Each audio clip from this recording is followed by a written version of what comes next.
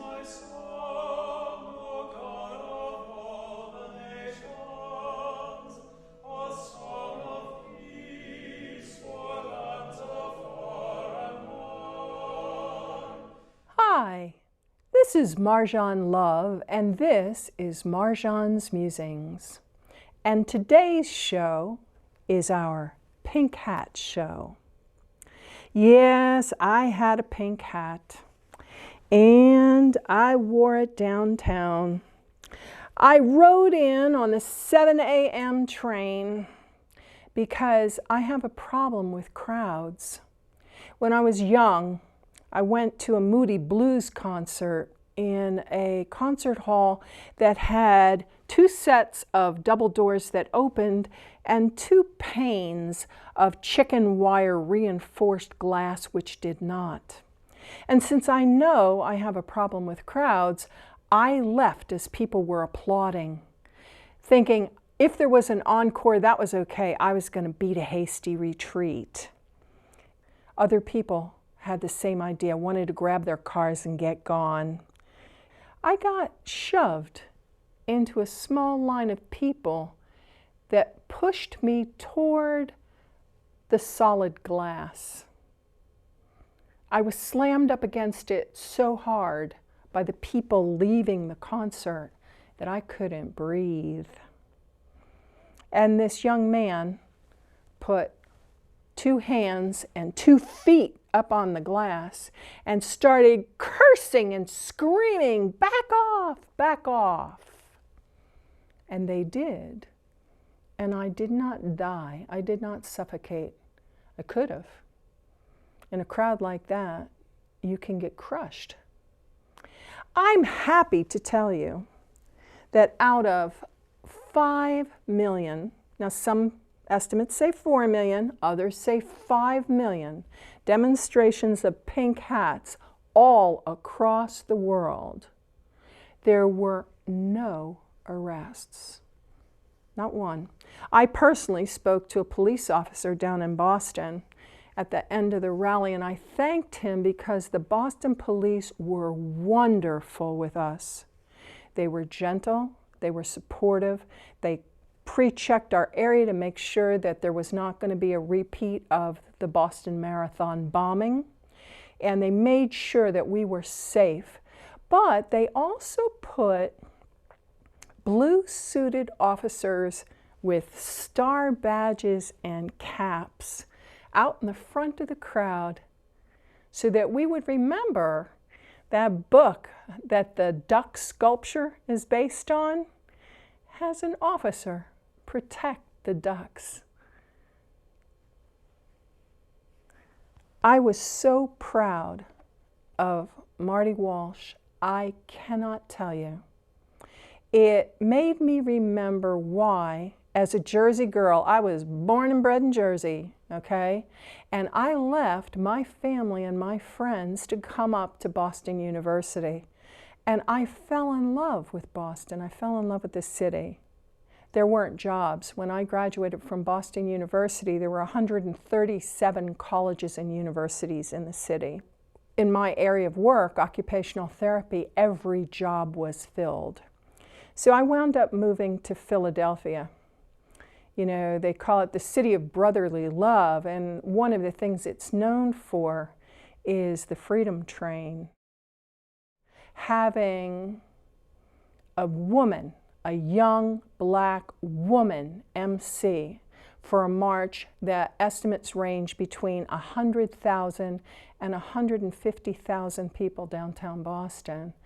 It was wonderful. A young black woman stood up there and greeted the crowd, and we had musicians and politicians. We had taiko drummers, women taiko drummers. We had lion dances. But we were there for a real purpose. I have some issues with some of what I saw, and we'll get back to that later, but I call this my pink hat for a reason. It has another name, and I'm not using it because our last First Lady, Michelle Obama, was the epitome of class. I mean, she could do karaoke in a car with the host of the Late Late Show and get up and dance and still come across with so much presence and so much character. And she said, when others aim low, aim high. Now, those of you who were involved in the Women's March, you might want to know that it's not over. If you go on the Women's March website, they have 10 actions for the first 100 days. And the first action they want you to do is they want you to get your postcards, print them off yourself, and they want you to send them to politicians, people in power, to let your voice be heard. In our state of Massachusetts, Elizabeth Warren, 317 Hart Senate Office Building, Washington, D.C., Senator Warren. And she has a Twitter, too, if you want to tweet her. I'd give you her phone number, but I think inundating your elected officials with phone calls might not be the best way to go. Edward Markey, our other senator, he's 255 Dirksen Senate Office Building, Washington, D.C. He also has an account if you wanted to tweet him. I felt like it was important for people to realize that this wasn't a one-day deal. You don't make change by showing up at a march. Yes, it was important. 5 million worldwide, no arrests. That is the apex of a political rally, a peaceful demonstration. In areas where there's free speech, we sort of take that for granted. But if you go on the web and you track all the different people that were marching, people marched in places where it was dangerous to do so. They put their lives on the line to be in solidarity with us. So they tell you, go on the Women's March website and print out your postcards. I like their point number 2, make them your own. Write down your thoughts, pour your heart out on any issue you care about, whether it's ending gender-based violence, reproductive rights, women's health, LGBTQIA rights. Why are there so many? Well, there's a brand new National Geographic that explains what all the sexual variants are, because in our day and age, there's quite a few. Workers' rights. I got my picture taken with this Statue of Liberty, American Civil Liberties Union tiara. Now, it's made out of foam rubber, but it was a lot of fun to get up there and get my picture taken with the Civil Liberties Union. Civil rights. I remember ditching high school, playing hooky, we used to call it back in the day, and going to Philadelphia to listen to Martin Luther King speak. And when I got there, I was distressed because up on the buildings were riot police in full battle dress with automatic weapons. Doesn't make you feel real safe. That happened within my lifetime. Immigrant rights. You know, the city of Boston mayor standing up to Donald Trump, threatening the state of Massachusetts to lose all of our funding for all of our programs for providing sanctuary and refuge to refugees. If you want to hear more about that, you want to do a little reading on your own, I've shared this with you before. This is called The Sun. And the little girl on the cover reminded me of my Madonneri of the streets. That's her baby brother. She's from Syria. She's in a refugee camp. She didn't have her hair tipped in the photo. That's dirt. She doesn't have bathing facilities. She may not be getting enough food. Boston says, we're not doing that. This issue is the February 2017 issue of The Sun.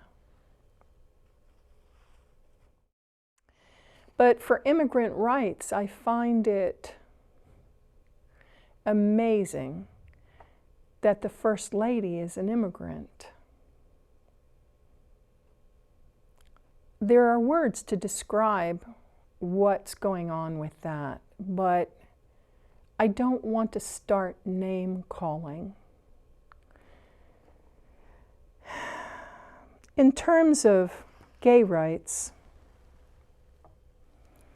this beautiful quartz statue was a gift to me from my friend George, who married his partner of 16 years, Brian, here in Massachusetts. I can remember coming out in solidarity for the gay rights movement.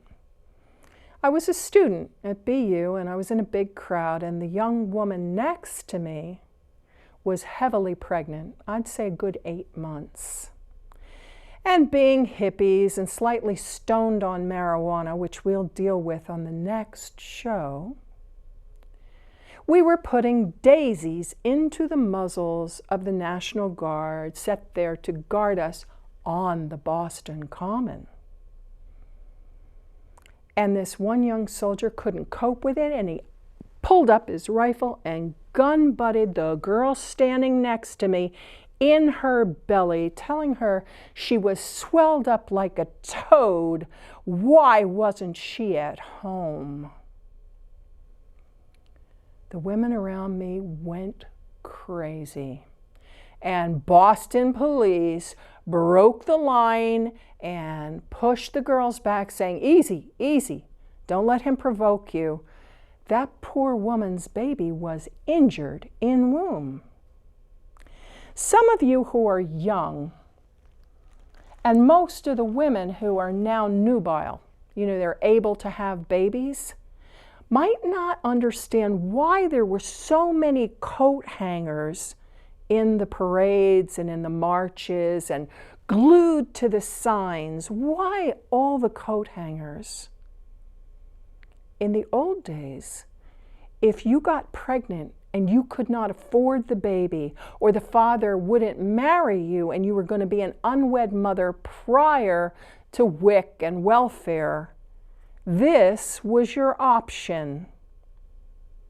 You inserted it and aborted yourself, at which point you and the baby would both die many times, or you could pay an enormous fee and go to a quack who might not know what they were doing and get an abortion there, where you could get a horrible infection or you could bleed to death. Roe versus Wade wasn't put in place out of stupidity. This has been an issue since biblical times. Why do I bring in a Christmas sign? Well, if you look, you see Mary and Joseph and baby Jesus, and they're so poor that he is stuck in a manger, manger, a place where animals eat. They took the feeding trough, filled it with clean hay, put some cloth down and put the brand new baby in there. Why did the Jesus story become so important throughout history? It was an attempt on the part of some Sephardic people to prevent young unwed mothers from being stoned or killed. Why is that an issue? Well, because on average, men weigh 20 to 60 pounds more than women, and they're taller than them by 6 inches to 2 feet. If a man decides he's going to take a woman sexually, there's no way she can defend herself and win in a pre-weapons culture. Now, when I was down at the march and rally, there was signage, amazing signage. It's on the news that people are collecting the signs for the American History Museum and other museums are collecting the signs at the marches. Now, some of them were funny. I don't like you down my shirt. I don't like you up my skirt. I don't like you near my rump. I don't like you, Donald Trump. And it had the cat in the hat. It was sweet and it was humorous and it was funny and it was to the point, because when a candidate for the office of the United States President, POTUS they call him now, P-O-T-U-S, President of the United States, and we'll get back to POTUS and why some of these letter spellings confuse people. When a presidential candidate can call a woman a dog or call a woman's genitalia a cat, people get distressed. So some of the signage did not aim high. And I'm here to tell you in the movement, leave the gutter mouth at home. You're alienating people you need to stand with you. And I'd like to tell Senator Warren that I was distressed how often she used the word fight. This is my backpack. It says Army Reserve, Army Strong. My husband accompanied me on a 7 a.m. train to Boston. He met me after the rally, took me out to a fine dinner at Musings, and then he got me cocktails because he said that I deserved to have a drink and relax, and that he would be Desi. He would take care of me on the way back in a taxi over to the North Station and rode the train home. My husband could not accompany me like many husbands and fathers and boyfriends. My husband's a soldier, and the moment Donald Trump was inaugurated, he became Commander-in-Chief of the Armed Forces of the United States. And being an officer in the Army, my husband is not allowed to come out in public and speak against the Commander-in-Chief. It would be insubordination. He could lose his commission.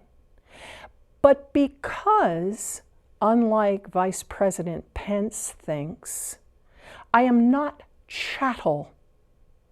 I am not just my husband's wife. I am an individual, my own self. I have the right to vote. I have the right to own property. I can open and operate a banking account. I can get a driver's license. I can drive a car.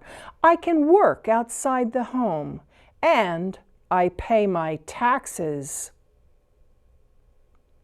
Why am I mad at Pence? He did a post. He was ashamed so many men let their women participate. That's hard for me because I have family in Indiana that voted for the man. I hope he has more going on than I've seen so far. At least he doesn't have a gutter mouth.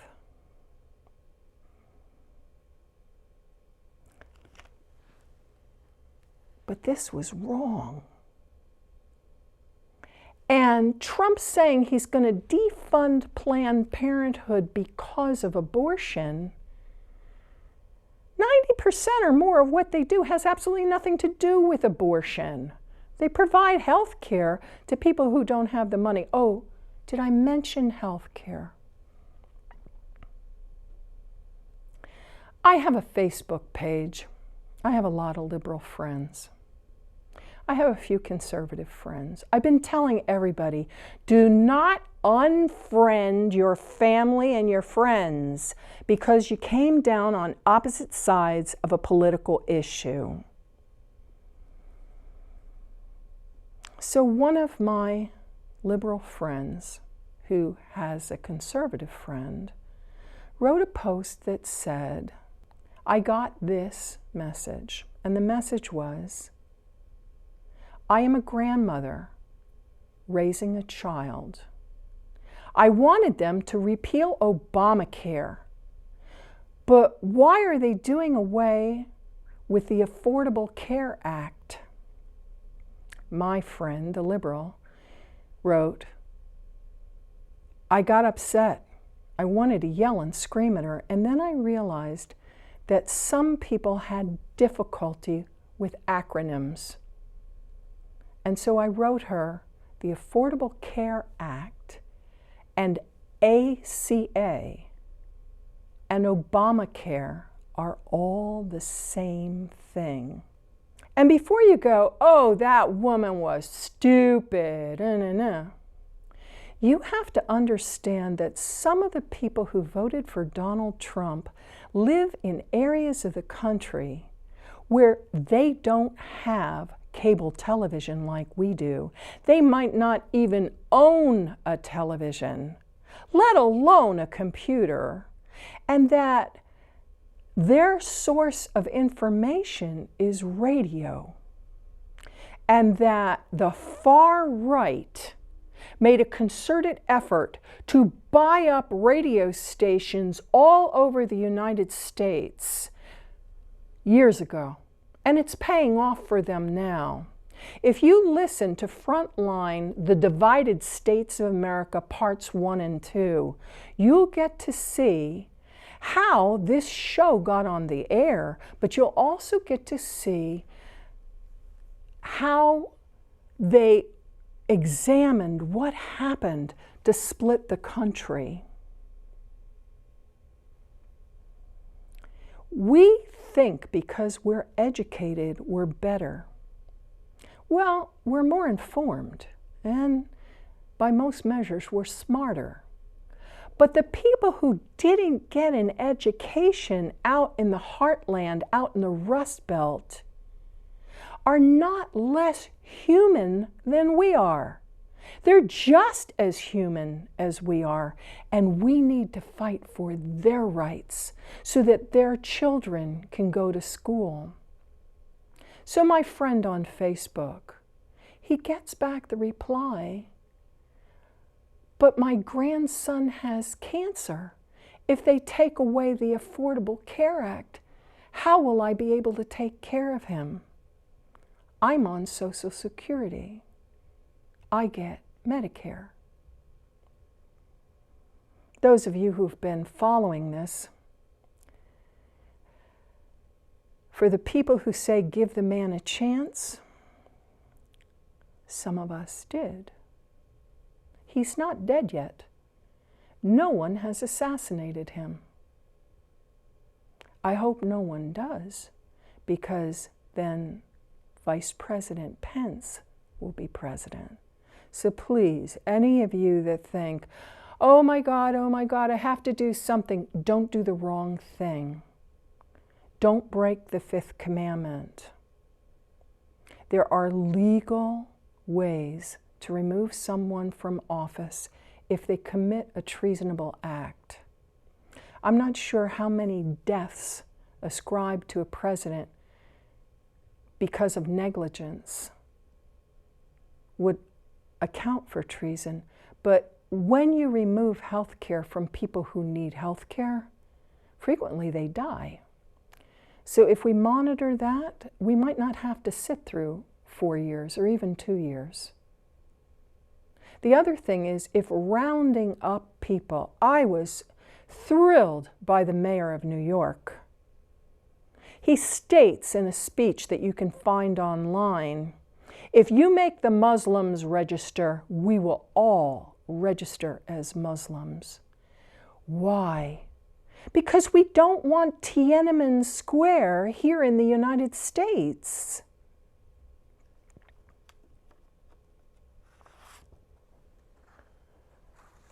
I have other issues with some of the marches. This woman is Native American, and a lot of us have heard about the Native Americans in North Dakota trying to protect the water supply from a pipeline. Most of us remember the Exxon Valdez. Nearly all of us remember the Gulf of Mexico. Some of us know about the deep water oil wells that have had problems. We know the ecological disaster and loss of wildlife when oil containment fields rupture. The first people are trying to protect the water. You have to have water to live. I was very happy that 4 different tribes of the first people were represented at the Boston March. But this woman put a post up on Pantsuit Nation. Write that down. It was based on something that people noticed about Hillary Clinton. She always wore a pantsuit. Pantsuit Nation. And she talks about how she and members of her tribe went to Native American History Museum, and they went early in the morning and they set up a perimeter and they were going to hold a prayer circle ritual. And that pushy people, coming much later while they were praying, invaded their prayer circle and went and stood up on a wall. Now, I've talked to you before about internet safety and internet profiling. So I had seen this. I read her post.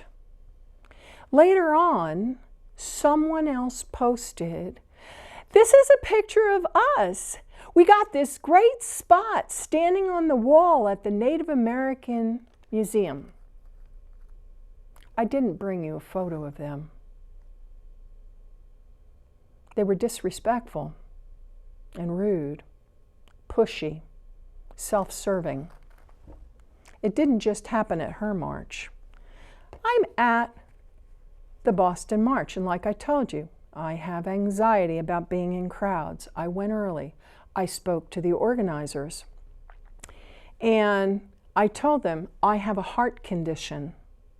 It's bad enough these days that I cannot cook an entire dinner without sitting down for part of the preparation. I knew I was not going to be able to stand for 3 to 4 hours for the march. And the woman there was very helpful to me and said, "Listen, we have an accessibility area. See over there?" And she pointed. "There's a woman with an orange pom-pom hat. Go talk to her. Tell her that we want you to be in the handicapped accessible area."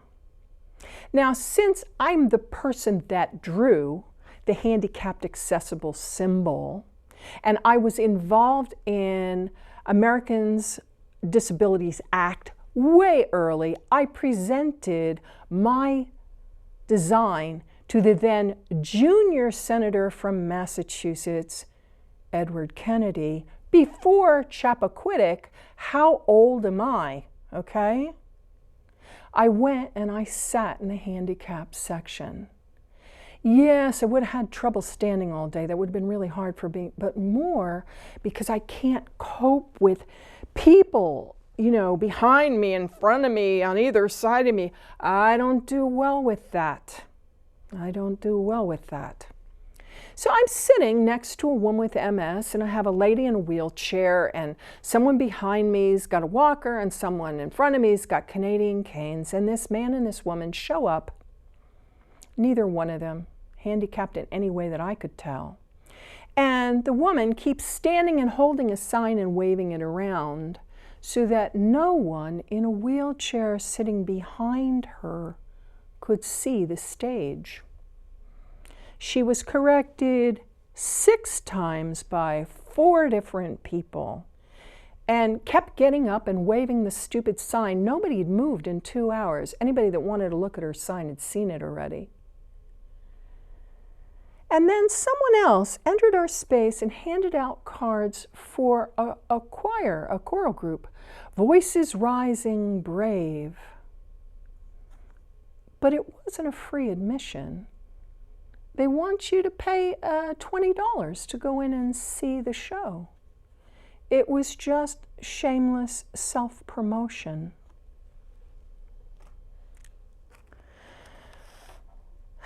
That wasn't what it was about, folks. It wasn't just one more marketing opportunity. Now, you know I love the Northern Sun, and they came out with this: "He's not my president." And I saw signs and placards. Excuse me? Right now, Donald Trump is the President of the United States, and unless you can prove that the election was rigged, or you can prove him unfit for duty, he will remain the President of the United States for the next 4 years. "He's not my president" is the same thing that the Tea Party did when President Obama was elected. This show began 40 shows ago, okay? This is the 40th show. This show began 40 shows ago with me wearing this t-shirt which says, "Speak your mind even if your voice shakes." My very first show, I was terrified. Why did I get up in front of cameras and make a show? Because the Tea Party was so racist and so spiteful, they were willing to shut down the government of the United States of America rather than allow President Obama to borrow funds to fix the banking crisis he walked into. And you need to see Frontline, the divided states of America, to understand that that whole banking crisis happened prior to the election. And by Inauguration Day, it was a disaster. And then the CEOs of the banks gave each other big bonuses. Barack Obama was furious that they betrayed the country like that. But he brought them all into the White House and sat them down and told them to get it together.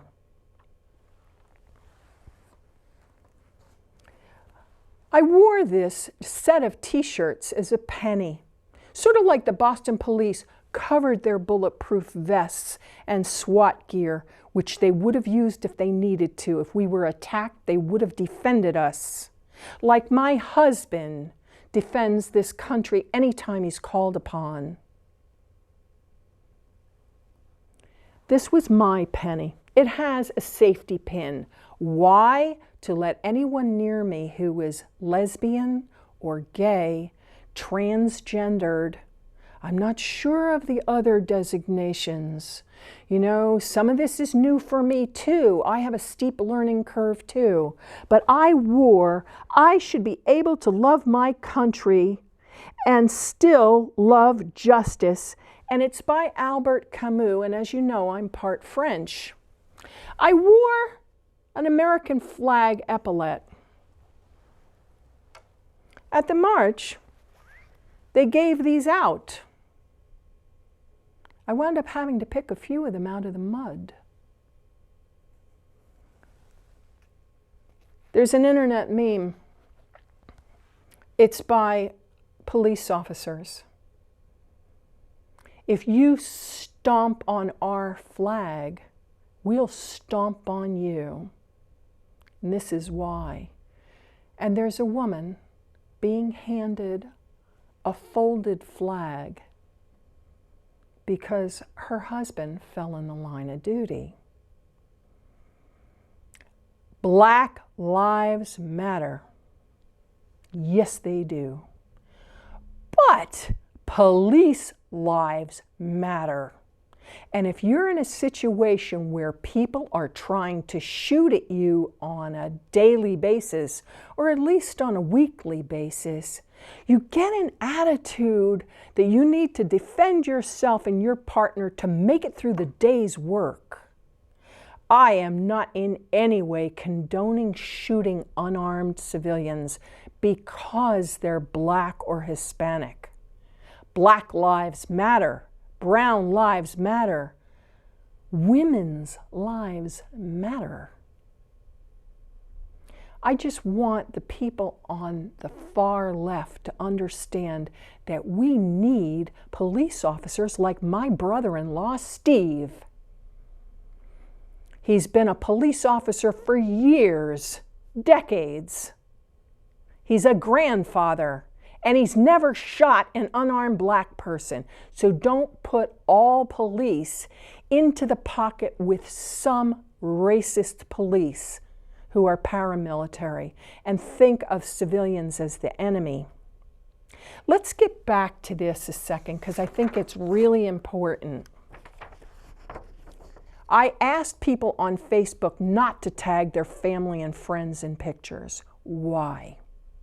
Because there's facial recognition software out there.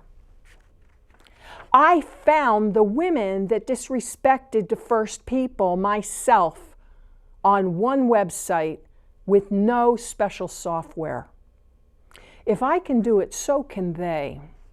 Who are they? They currently are the NSA. Guess who heads the NSA now? You know, everybody's screaming, Donald Trump, release your taxes. The IRS has Donald Trump's taxes. If there was something nefarious about his taxes, he would have been contacted and dealt with by the Internal Revenue Service. So the whole thing with him trumping up all this stuff about Hillary Clinton's emails and, oh, it was only a mistake right before the election, that injured Hillary. But Hillary did things at the Democratic Convention that some people are not happy about. People like me who backed Bernie Sanders.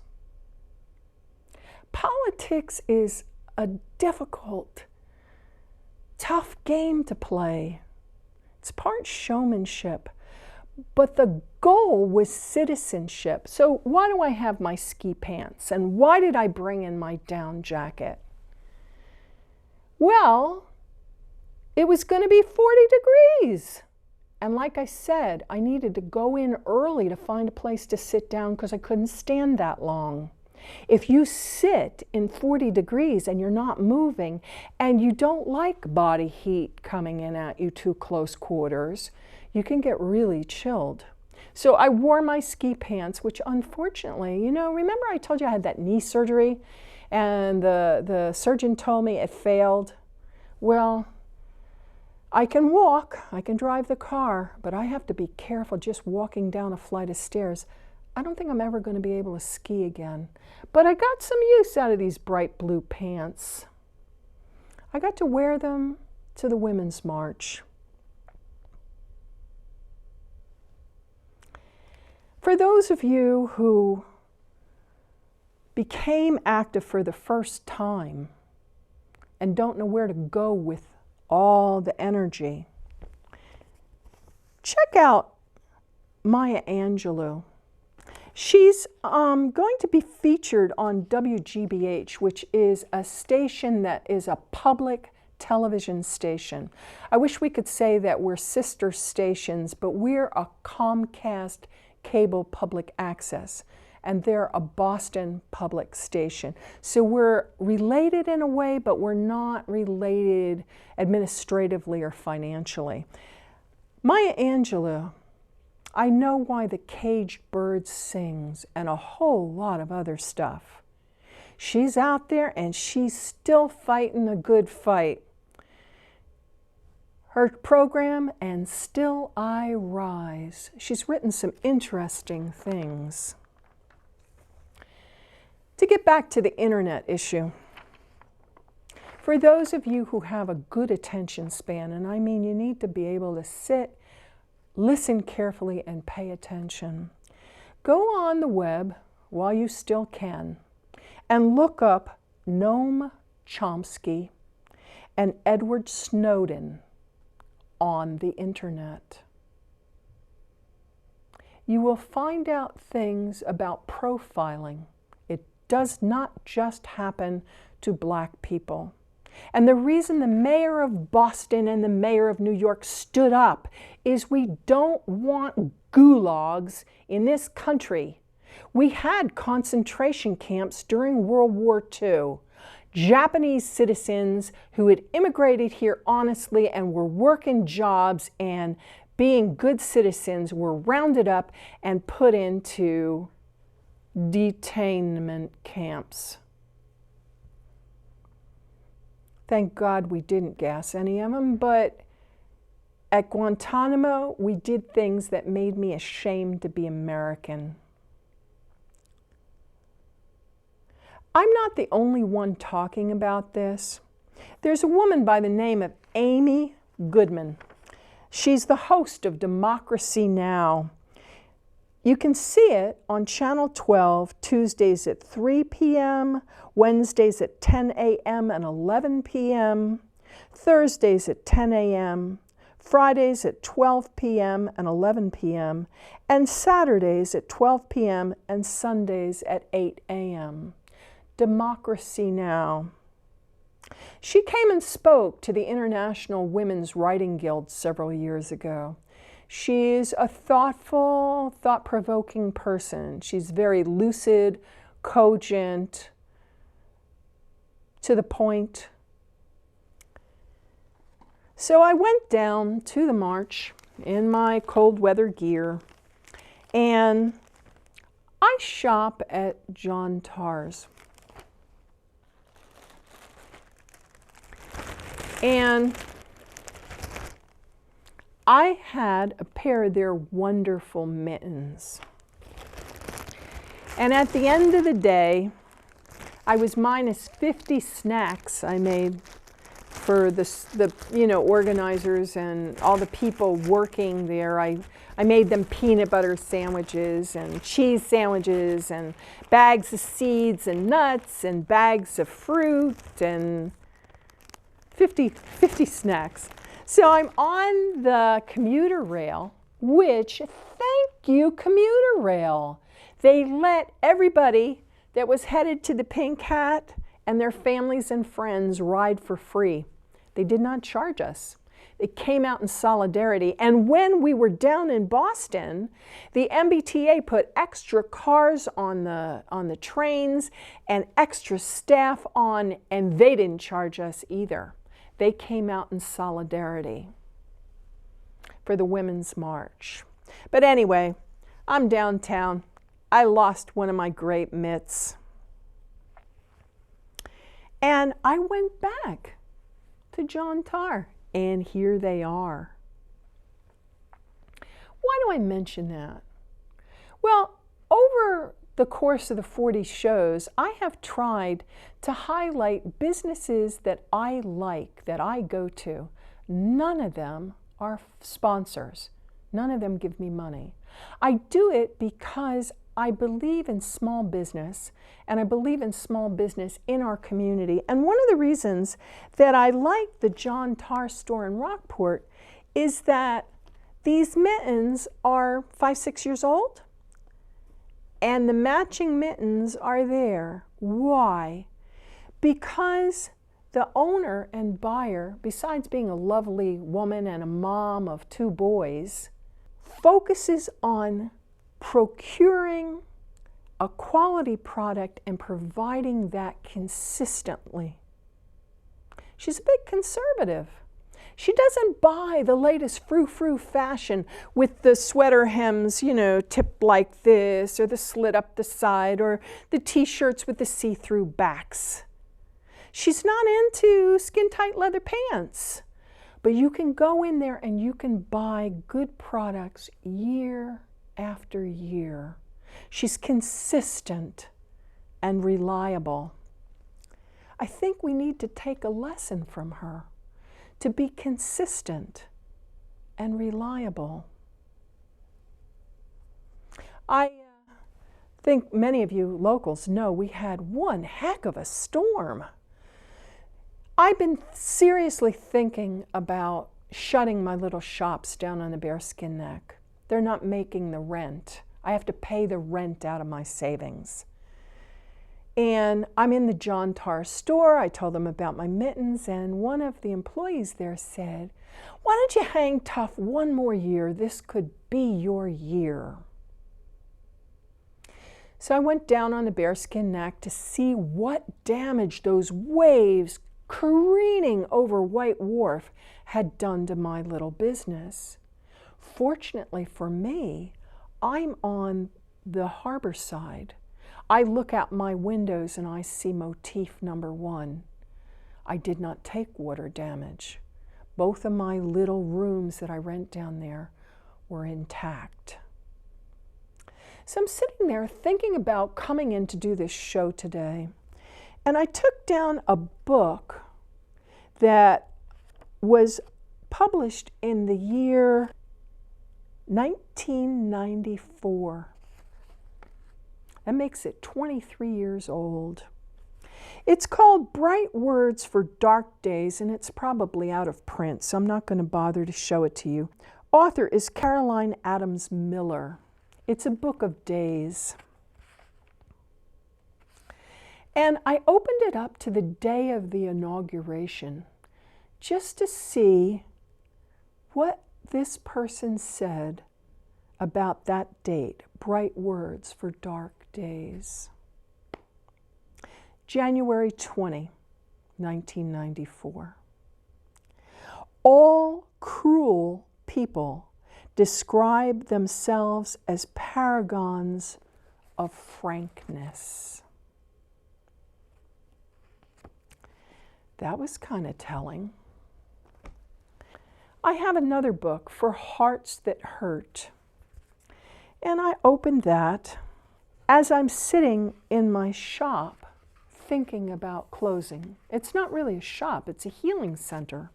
For I know the plans I have for you, declares the Lord.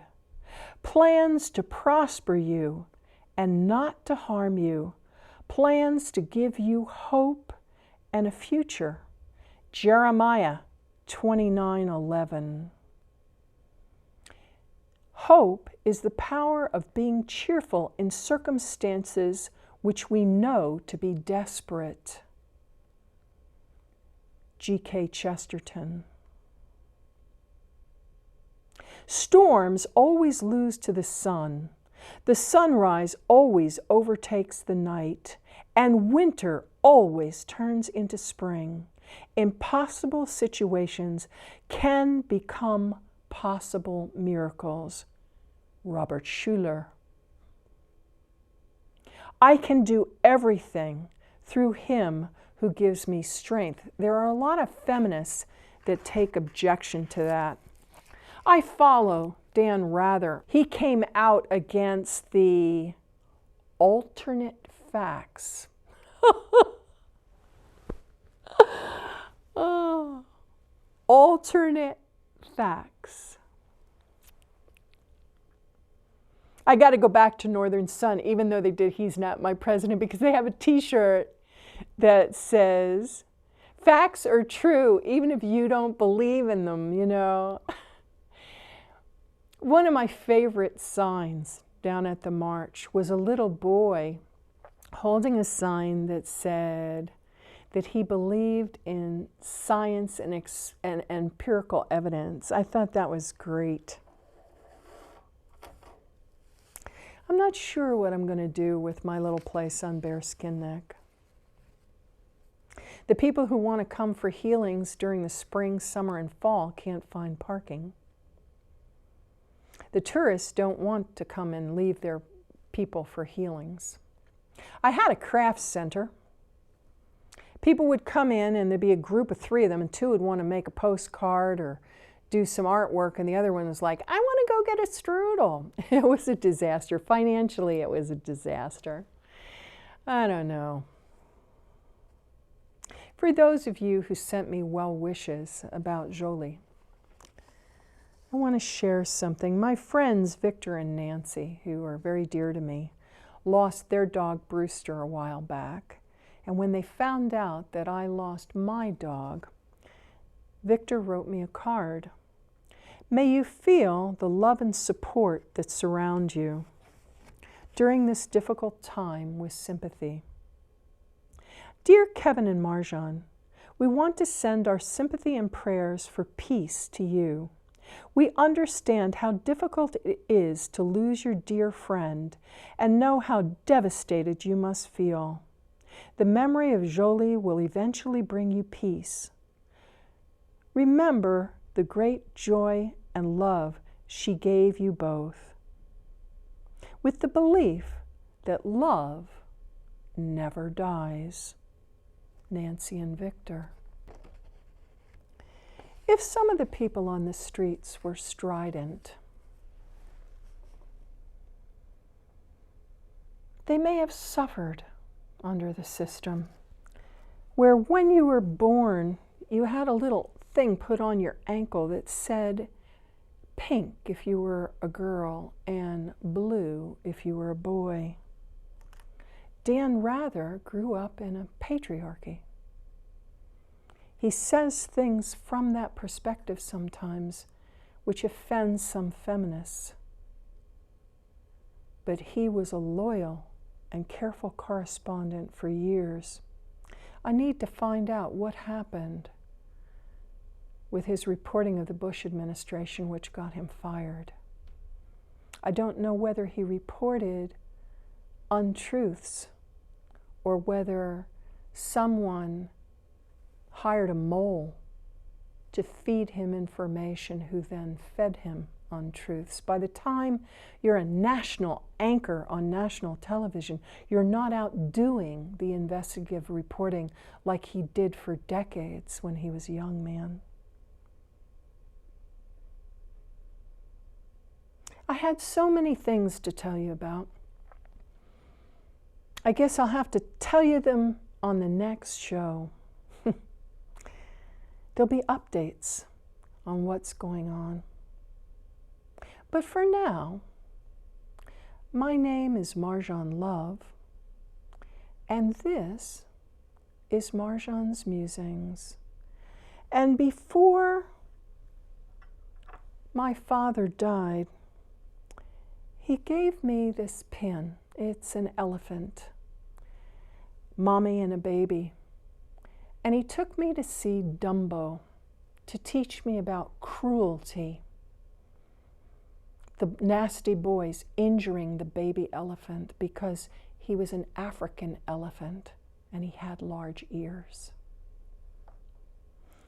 When he gave it to me, it was in a box that said, "Think of me when you wear this." That's all for now.